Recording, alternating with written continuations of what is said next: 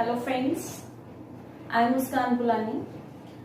ਆਪਾਂ ਆਪਣੀ last class ਦੇ ਵਿੱਚ ਡਿਸਕਸ ਕੀਤੀਆਂ ਸੀ ਅਕਾਊਂਟਿੰਗ ਟਰਮਸ। ਅੱਜ ਆਪਾਂ ਅਕਾਊਂਟਿੰਗ ਟਰਮਸ ਦਾ ਨੈਕਸਟ ਪਾਰਟ ਡਿਸਕਸ ਕਰਾਂਗੇ। ਤਾਂ ਨੈਕਸਟ ਪਾਰਟ ਦੇ ਵਿੱਚ ਆਪਾਂ ਸਭ ਤੋਂ ਪਹਿਲੀ ਅਕਾਊਂਟਿੰਗ ਟਰਮ ਕਰਨ ਲੱਗੇ ਹਾਂ ਐਕਸਪੈਂਡੀਚਰ। ਤਾਂ ਐਕਸਪੈਂਡੀਚਰ ਦਾ ਮਤਲਬ ਕੀ ਹੁੰਦਾ ਹੈ? ਐਕਸਪੈਂਡੀਚਰ ਇਟ ਮੀਨਸ ਖਰਚਾ। ਤਾਂ ਸਾਡੇ ਕੋਲੇ ਬੇਸਿਕਲੀ ਦੋ ਟਰਮਸ ਆਉਂਦੀਆਂ। एक टर्म आती है एक्सपेंस ते एक टर्म है एक्सपेंडिचर। एक्सपेंडिचर दा मतलब भी हुंदा है खर्चा ते एक्सपेंस दा मतलब भी की हुंदा है खर्चा। बट इस वीडियो दे विच आपां डिस्कस करांगे कि what is the difference between expenditure and expense, कि एक्सपेंडिचर ते एक्सपेंस विच की फर्क है। ਤਾਂ ਇਸ डिफरेंस ਨੂੰ फाइंड आउट ਕਰਨ ਦੇ ਲਈ ਤੁਸੀਂ ਇਹ ਵੀਡੀਓ ਲਾਸਟ ਤੱਕ ਜ਼ਰੂਰ ਦੇਖਿਓ। ਤਾਂ ਐਕਸਪੈਂਡੀਚਰ ਦੀ ਅਸੀਂ ਗੱਲ ਕरें ਕਿ ਐਕਸਪੈਂਡੀਚਰ ਦਾ ਮਤਲਬ ਕੀ ਹੁੰਦਾ ਹੈ? ਖਰਚਾ। ਤਾਂ ਖਰਚੇ ਕਹਿੰਦੇ ਸਾਡੇ ਕੋਲ ਤਿੰਨ ਤਰ੍ਹਾਂ ਦੇ ਨੇ। one is the revenue expenditure, second is the capital expenditure and third one is the deferred revenue expenditure। ਹੁਣ revenue expenditure, capital expenditure and deferred revenue expenditure ਇਹਨਾਂ ਤਿੰਨ expenditures की difference है।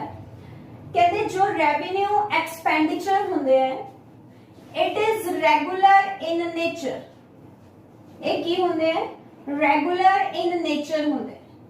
इट मींस जो खर्चे तुसी अपने बिजनेस दे विच daily करते हो। फॉर एग्जांपल तुसी एक बिजनेस चला रहे हो, उस बिजनेस दे विच थोड़े एम्प्लॉयज ने, उन्हां एम्प्लॉयज नू जो तुसी सैलरी दे रहे हो वो थोड़ा केड़ा खर्चा है? रेगुलर खर्चा है। ਤਾਂ ਇਸ ਖਰਚੇ ਨੂੰ ਆਪਾਂ ਕਿਹੜਾ ਖਰਚਾ ਕਵਾਂਗੇ? ਰੈਵਨਿਊ ਐਕਸਪੈਂਡੀਚਰ ਕਵਾਂਗੇ। ਫॉर ਐਗਜ਼ਾਮਪਲ ਜਿਹੜਾ ਤੁਸੀਂ ਰॉ ਮਟੀਰੀਅਲ ਪਰਚੇਸ ਕਰਦੇ ਹੋ, ਤਾਂ ਰॉ ਮਟੀਰੀਅਲ ਵੀ ਅਸੀਂ ਰੈਗੂਲੈਰਿਟੀ ਚ ਕੀ ਕਰਦੇ ਆ? ਪਰਚੇਸ ਕਰਦੇ ਆ। ਤਾਂ ਜਿੰਨਾ ਖਰਚਾ ਸਾਡਾ ਰॉ ਮਟੀਰੀਅਲ ਖਰੀਦਣ ਤੇ ਹੁੰਦਾ ਹੈ ਉਹ ਖਰਚਾ ਵੀ ਕਿਹੜਾ ਹੁੰਦਾ ਹੈਗਾ? ਰੈਵਨਿਊ ਐਕਸਪੈਂਡੀਚਰ ਹੁੰਦਾ ਹੈ। ਤਾਂ ਰੈਵਨਿਊ ਐਕਸਪੈਂਡੀਚਰ ਕਿਹੜਾ ਹੈ? ਜੋ ਰੈਗੂਲਰ ਇਨ ਨੇਚਰ ਹੈ। ਜੇ ਇਹ ਰੈਗੂਲਰ ਇਨ ਨੇਚਰ ਹੈ ਤਾਂ it is recurring in nature. Recurring word ਦਾ ਮਤਲਬ ਵੀ ਕੀ ਹੁੰਦਾ ਹੈ? ਕਿ ਜਿਹੜਾ ਖਰਚਾ ਲਗਾਤਾਰ ਹੁੰਦਾ ਹੈ ਉਸ ਖਰਚੇ ਨੂੰ ਆਪਾਂ ਕਿਹੜਾ ਖਰਚਾ ਕਹਿੰਦੇ ਆਗੇ? ਰੈਵਨਿਊ ਐਕਸਪੈਂਡੀਚਰ ਕਹਿੰਦੇ ਆ। ਤੇ ਜਿਹੜਾ ਰੈਵਨਿਊ ਐਕਸਪੈਂਡੀਚਰ ਹੈ it does not directly affect asset and liability.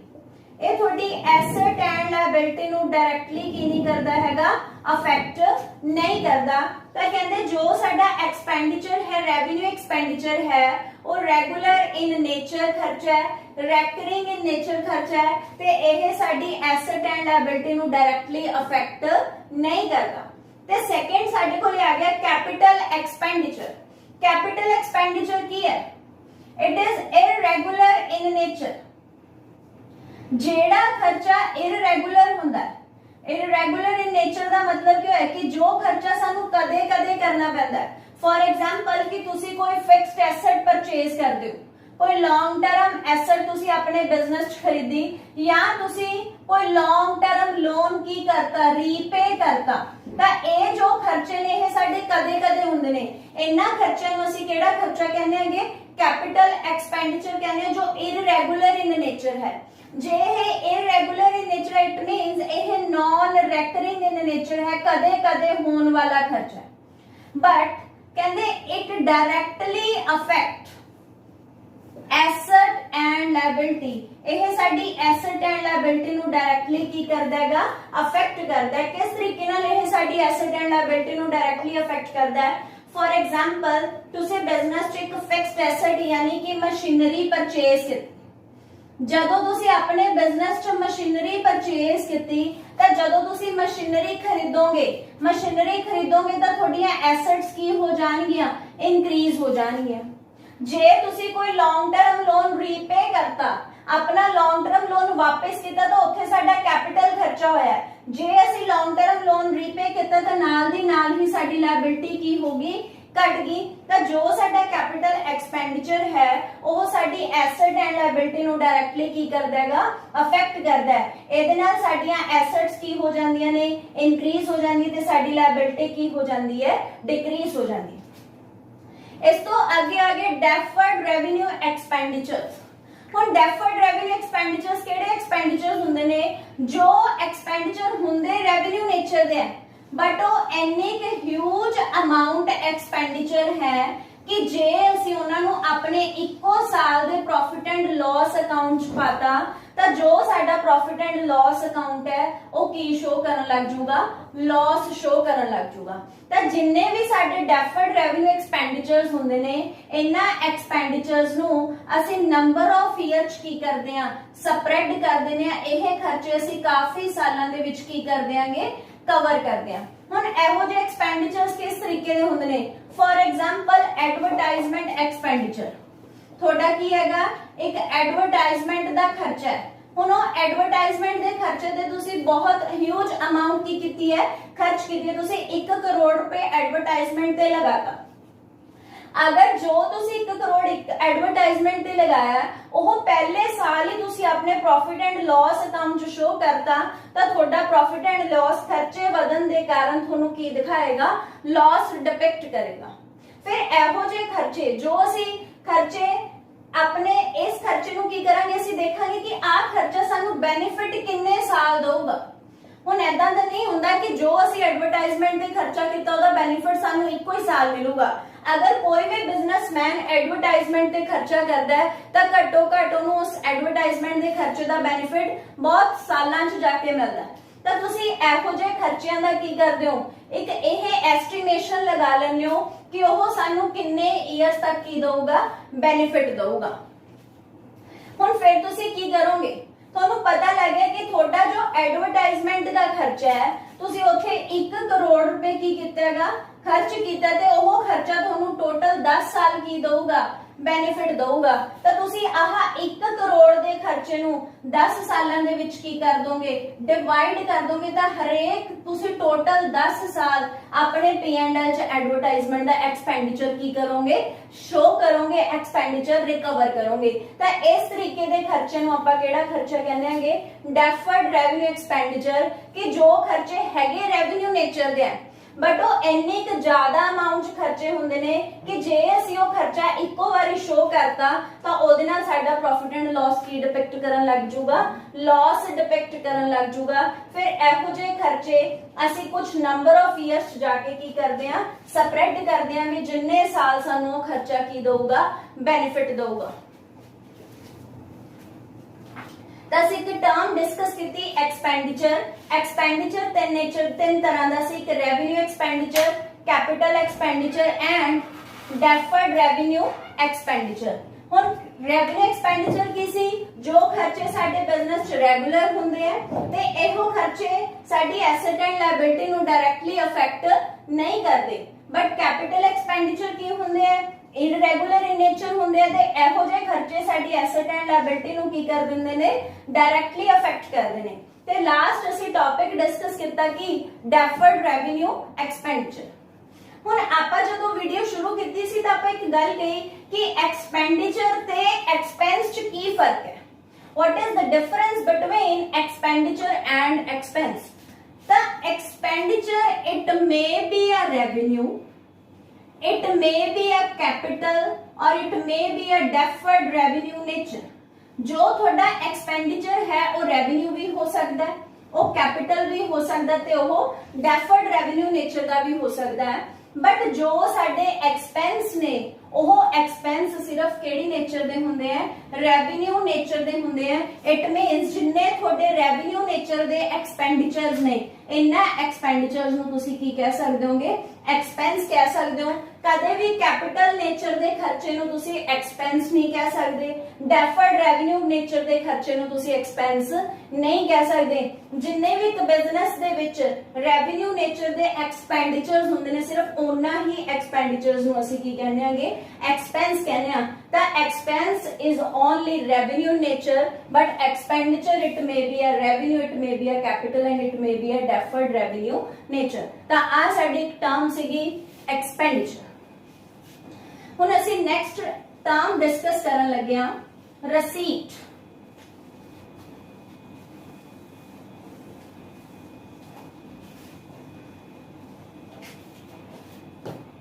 receipts ਕੀ ਹੁੰਦੇ जो पैसा असी रिसीव करना है, लेना है, that is रसीट्स।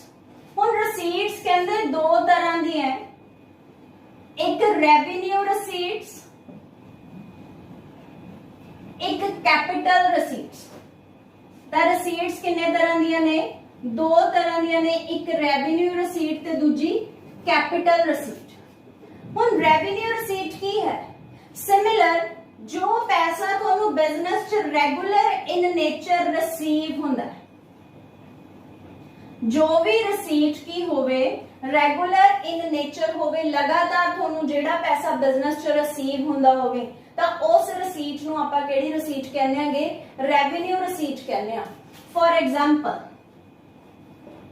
Cell of stock, तुसी अपने बिजनेस दा स्टॉक की कर रहे होंगे? सेल कर रहे हो। तो जिन्ना स्टॉक सेल करके तुहानू पैसा रिसीव होगा ਉਹਨੂੰ ਆਪਾਂ ਕਿਹੜੀ ਰਸੀਟ ਕਵਾਂਗੇ? ਰੈਵਨਿਊ ਰਸੀਟ ਕਵਾਂਗੇ, ਕਿਉਂਕਿ ਸੇਲ ਆਫ ਸਟਾਕ ਇਹਦੇ ਵਿੱਚ ਤੁਹਾਡੀਆਂ ਬਿਜ਼ਨਸ ਆਪਰੇਸ਼ਨਸ ਨੇ। ਕੀ ਨੇਗੇ? ਬਿਜ਼ਨਸ ਆਪਰੇਸ਼ਨਸ ਨੇ। ਇਹਨਾਂ 'ਚ ਤੁਸੀਂ ਬਿਜ਼ਨਸ ਆਪਰੇਟ ਕਰਦੇ ਹੋ, ਤਾਂ ਜਿਹੜੀ ਵੀ ਚੀਜ਼ ਦੇ ਵਿੱਚ ਇੱਕ ਬਿਜ਼ਨਸਮੈਨ ਬਿਜ਼ਨਸ ਆਪਰੇਟ ਕਰਦਾ ਤੇ ਉੱਥੋਂ ਨੂੰ ਜਿੰਨਾ ਵੀ ਪੈਸਾ ਰਿਸੀਵ ਹੁੰਦਾ ਉਹਦੀ ਕਿਹੜੀ ਰਸੀਟ ਬਣਦਾ ਹੈਗਾ? ਰੈਵਨਿਊ ਰਸੀਟ ਬਣਦਾ ਹੈ। ਤਾਂ ਰੈਵਨਿਊ ਰਸੀਟ ਕਿਹੜੀ ਨੇਚਰ ਦੀ ਹੋਗੀ? ਰੈਗੂਲਰ ਇਨ ਨੇਚਰ ਹੋਗੀ। जे है रेगुलर इन नेचर है तो यह रेकरिंग इन नेचर है, लगातार रिसीव होने वाले पैसे ਨੂੰ ਆਪਾਂ ਕਿਹੜੀ ਰਸੀਟ ਕਹਿੰਦੇ ਆਂਗੇ? ਰੈਵਨਿਊ ਰਸੀਟ ਕਹਿੰਦੇ ਆ।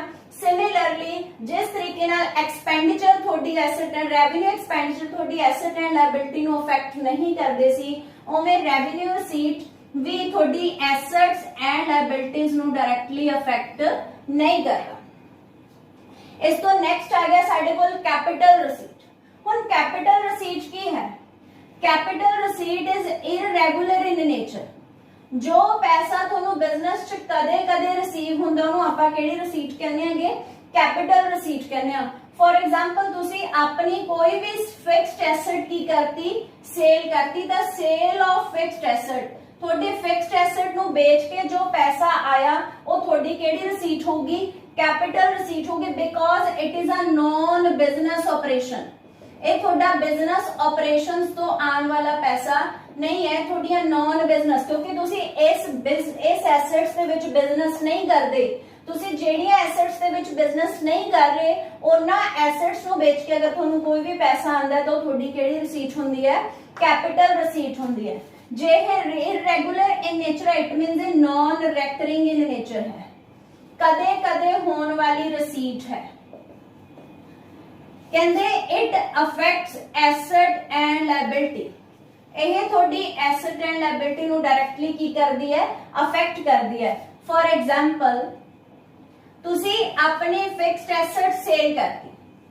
ਜਦੋਂ ਤੁਸੀਂ ਆਪਣੀ ਫਿਕਸਡ ਐਸੈਟ ਸੇਲ ਕੀਤੀ ਤਾਂ ਉਹਦੇ ਨਾਲ ਤੁਹਾਡੀਆਂ ਬੈਲੈਂਸ ਸ਼ੀਟ 'ਚ ਪਈਆਂ ਐਸੈਟਸ ਕੀ ਹੋ ਜਾਣਗੀਆਂ?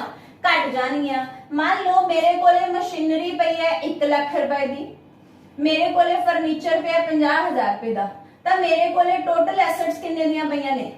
1,50,000 ਦੀਆਂ। ਹੁਣ ਤੁਹਾਡੇ ਕੋਲੇ ਮਸ਼ੀਨਰੀ ਹੈ 1 ਲੱਖ ਦੀ, ਫਰਨੀਚਰ ਹੈ 50,000 ਦਾ, ਤਾਂ ਟੋਟਲ ਐਸੈਟਸ ਕਿੰਨੇ ਦੀਆਂ ਪਈਆਂ ਨੇਗੀਆਂ? 1.5 ਲੱਖ ਦੀਆਂ ਟੋਟਲ ਐਸੈਟਸ ਪਈਆਂ ਨੇ, 1,50,000 ਦੀਆਂ ਐਸੈਟਸ ਪਈਆਂ ਨੇ। ਇਹਨਾਂ ਐਸੈਟਸ ਦੇ ਵਿੱਚੋਂ ਮੈਂ ਫਰਨੀਚਰ ਕੀ ਕਰਤਾ? ਸੇਲ ਕਰਤਾ। ਹੁਣ ਮੇਰੇ ਕੋਲੇ ਐਸੈਟ ਕਿੰਨੇ ਦੀ ਰਹਿ ਗਈ ਫਿਰ? 1 ਲੱਖ ਦੀ, ਕਿਉਂਕਿ ਮੈਂ 50,000 ਰੁਪਏ ਦੀਆਂ ਐਸੈਟਸ ਕੀ ਕਰਤੀਆਂ? ਵੇਚਤੀਆਂ। ਤਾਂ ਕਹਿੰਦੇ ਜਦੋਂ ਤੁਸੀਂ ਕੈਪੀਟਲ ਰਸੀਟ ਤੁਹਾਡੇ ਕੋਲੇ ਹੁੰਦੀ ਹੈ ਤਾਂ ਉਹਦੇ ਨਾਲ ਤੁਹਾਡੀਆਂ ਫਿਕਸਡ ਐਸੈਟਸ, ਤੁਹਾਡੀਆਂ ਐਸੈਟਸ ਕੀ ਹੋ ਜਾਂਦੀਆਂ ਨੇ? ਘਟ ਜਾਂਦੀਆਂ ਨੇ। ਦੂਸਰੀ ਸਾਈਡ ਉਹ ਕਹਿੰਦਾ ਤੁਹਾਡੀ ਲਾਇਬਿਲਿਟੀ ਕੀ ਹੋ ਜਾਂਦੀ ਹੈ? ਵੱਧ ਜਾਂਦੀ ਹੈ। ਫॉर एग्जांपल ਤੁਸੀਂ ਕਿਸੇ ਤੋਂ ਲੌਂਗ ਟਰਮ ਲੋਨ ਲੈ ਲਿਆ। ਜਦੋਂ ਤੁਸੀਂ ਕਿਸੇ ਤੋਂ ਲੌਂਗ ਟਰਮ ਲੋਨ ਲਿਆ, ਲੰਬੇ ਸਮੇਂ ਲਈ ਲੋਨ ਲਿਆ, ਤਾਂ ਤੁਹਾਡੇ ਕੋਲ ਆਇਆ ਕੀ ਹੈ ਪੈਸਾ? ਉਹ ਤੁਹਾਡੀ ਰੈਵਨਿਊ ਰਸੀਟ ਨਹੀਂ ਹੈ, ਕਿਉਂਕਿ ਲੋਨ ਆਪਾਂ ਰੋਜ਼-ਰੋਜ਼ ਨਹੀਂ ਲੈਂਦੇ, ਲੋਨ ਆਪਾਂ ਕਦੇ-ਕਦੇ ਲੈਂਦੇ ਆ। ਜੇ ਕਦੇ-ਕਦੇ ਲੈਂਦੇ ਆ ਤਾਂ ਫਿਰ ਉਹ ਕਿਹੜੀ ਰਸੀਟ ਹੋਗੀ? कैपिटल रसीट होगी। जे तुसी लोन लिया तो कल नूं तुसी उस बंदे नूं पैसा की करना है? वापस करना है। हुण मैं किसी तो लोन लिया तो मैनूं वो पैसा उहदा देना पऊगा कि नहीं देना पऊगा? देना पऊगा। तो जे वो पैसा देना पऊगा तो फिर मेरी की वध रही है? लायबिलिटी वध रही है। तो कहंदे जिहड़ियां कैपिटल रसीट्स ने उहदे नाल साडीआं एसेट एंड लायबिलिटी डायरैक्टली की हो जांदियां ने? अफेक्ट हो जांदियां ने। ਇਹਦੇ ਨਾਲ ਤੁਹਾਡੀਆਂ ਐਸੈਟਸ ਘਟ ਜਾਂਦੀਆਂ ਨੇ ਤੇ ਤੁਹਾਡੀ ਲਾਇਬਿਲਿਟੀ ਕੀ ਹੋ ਜਾਂਦੀ ਹੈ?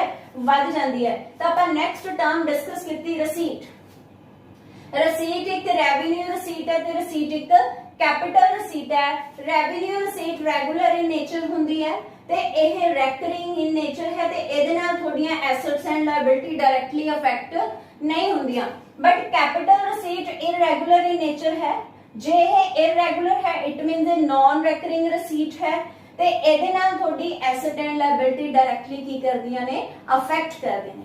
Thank you so much students.